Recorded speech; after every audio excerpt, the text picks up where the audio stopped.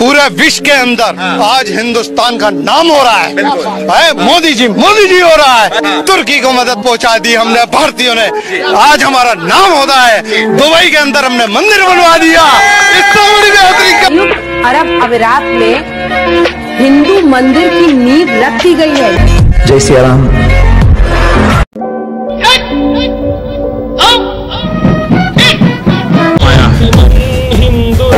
पांच पीढ़ी खप गई है तब आया है।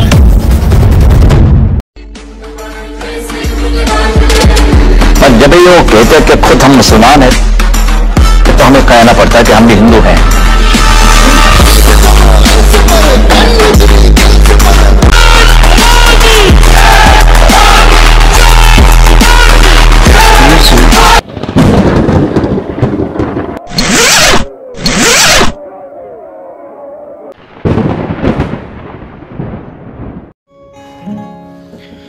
आज भी मेरे ख्यालों की तपिश जिंदा है, मेरे गुफ्तार की देरी न रविश जिंदा है।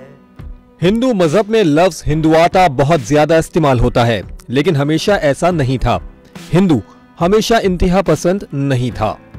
ये खेल शुरू होता है 1920 के बाद और आरएसएस का नजरिया परवान चढ़ा 1925 के बाद। हिंदुइज्म पहले मजहबी जुनूनियत का नाम नहीं था, ये कौम परस्ती थी और इस अकीदे के बानी का नाम था नाइक दामोदर सावरकर। ये साहब 28 मई 1883 को पैदा हुए और 26 फरवरी 1966 तक जिंदा रहे। सावरकर ये एक नस्ली, सकाफती और सियासी लिहाज से हिंदू होने का मयार तय कर रहा था। सावरकर के मुताबिक हिंदुआता बस जमीन से रिश्ते का नाम था। वो कहता था कि जो हिंदुस्तान को अपनी मादरे वतन, जन्म भूमि समझे, अपने आबाओ अजदाद की सरजमीन को पतर भूमि जाने और अपने मुकद्दस सरजमीन यानी पूनिया भूमि को सबसे मुकद्दम रखे, वे हिंदुआता पर पूरा उतरता है। और जो दूसरे अकीदे के लोग हिंदुस्तान में पैदा हुए यानी सिख मत, बुद्ध मत और जैन मत, वो सब भी सावरकर की शराइत में हिंदू मत की मुख्तलिफ शक्लों के तौर पे अहल और हिंदुआता के दायरे में आते थे, लेकिन कुछ शराइत के साथ। जबकि ईसाई और मुसलमान दो ऐसी कौमें थी जिन्हें ये हिंदुआता के दायरे से बाहर ही समझता था, क्योंकि ये दो कौमें बाहर से ही आई थी।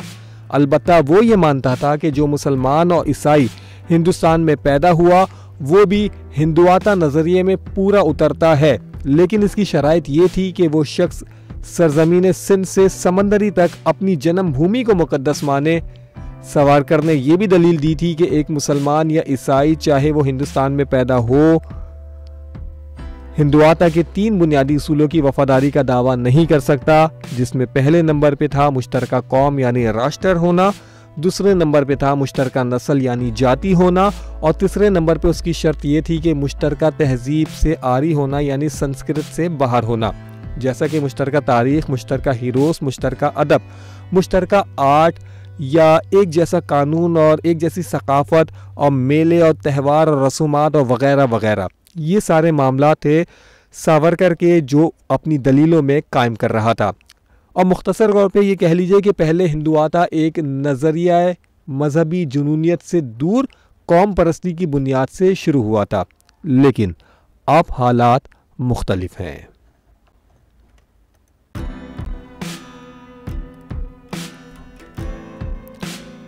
जैसा कि आपको बताया कि 1925 के बाद ये हिंदुआता नजरिया कौम परस्ती और हिंदुइज्म यानी मजहबी जुनूनियत को एक साथ कर दिया गया है। दरअसल हिंदुस्तान की मौजूदा हुक्मरान जमात भारतीय जनता पार्टी ने 1979 में हिंदुआता को बाज़ाब्ता तौर पे अपने नजरिए के तौर पे अपनाया था। ये वो नजरिया है जिसे हिंदू कौम परस्त रजाकार तंजीम राष्ट्रीय स्वयं सेवक संघ यानी जिसको आप कहते हैं आरएसएस, इसने 1925 में पेश किया था और इससे वाबस्ता तंजीमों के खानदानों के जरिए प्रचार हुआ था। वो दिन है और आज का दिन है। ये इंतहा पसंद अफराद बढ़ते ही जा रहे हैं और इनमें इंतहा पसंदी बढ़ती ही जा रही है और बिलखुसूस 2019 से 2023 के दरमियान 4 साला बीजेपी इक्तिदार में कई ऐसे हादसात और वाकयात रोनुमा हुए जिसमें कई मुसलमान खानदानों और इंफरादी तौर पे मुस्लिम अफराद को नुकसान पहुंचाया गया है।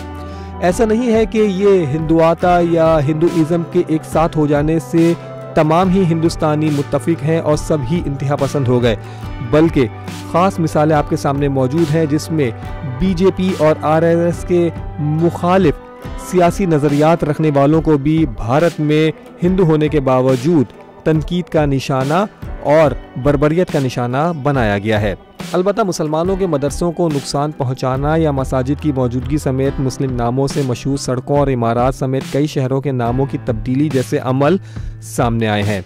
अयूबिया की बाबरी मस्जिद हो या राम मंदिर का मामला और इस जैसे कई मामले, जिस तरह से दिल्ली की सड़कों और भारत के कई शहरों, रेलवे स्टेशन के नाम और औरंगाबाद का नाम तब्दील कर देना, ये सब आम इंतखाबात से ठीक पहले हो रहा है।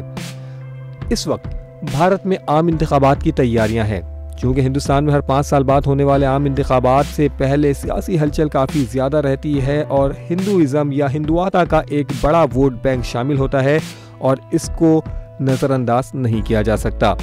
इंतखाबी सरगर्मियों के दरमियान हिज़्ब इख्तिलाफ जहाँ अपने मुस्तकबिल के मंसूबों के हवाले से अवामी हिमायत हासिल करने की तकोदों में मसरूफ़ है, वहीं इस वक्त बरसर इक़्तिदार जमात भारतीय जनता पार्टी कुछ मुमकिन और कुछ नामुमकिन को एक जगह करने की कोशिश कर रही है। नतीजे में गांधी खानदान इस वक्त भारत में भड़ास का निशाना बन रहा है और हाल ही में आपने देखा कि राहुल गांधी की गिरफ्तारी भी इसी सिलसिले की एक कड़ी साबित हुई। हरे कृष्ण कृष्ण कृष्ण हरे हरे, हरे कृष्ण कृष्ण कृष्ण हरे हरे, हरे राम राम राम हरे हरे। भारत, हिंदुस्तान या फिर इंडिया इस वक्त मुसलमानों की करोड़ों आबादी वाला मुल्क है। इसके अलावा यहूद, बुद्ध मत, जैन मत और ईसाइयों की बड़ी आबादी भी हिंदुस्तान के कुल अर्ज में रहती है। हिंदुस्तानी इस वक्त हिंदुआता और हिंदुइज्म के बीच में फंस के रह गए हैं। इन्हें शायद अभी इस बात की समझ नहीं कि हिंदुआता और हिंदुइज्म में क्या फर्क है। मजहबी जुनूनियत या कौम परस्ती या लिसानी मामलात को किस तरह से आड़े लाया जा सकता है और किस तरह से अपनी जिंदगी से बाहर फेंका जा सकता है। लेकिन जो भी हो, इस वक्त हिंदुआता नजरिया तेजी से फैल रहा है और इसमें इंतहा पसंदी का उनसर गालिब है। इंतहा पसंदी किसी भी मजहब में हो, सामने वालों और अपने लिए, दोनों के लिए शदीद नुकसान का बाइस बनती है।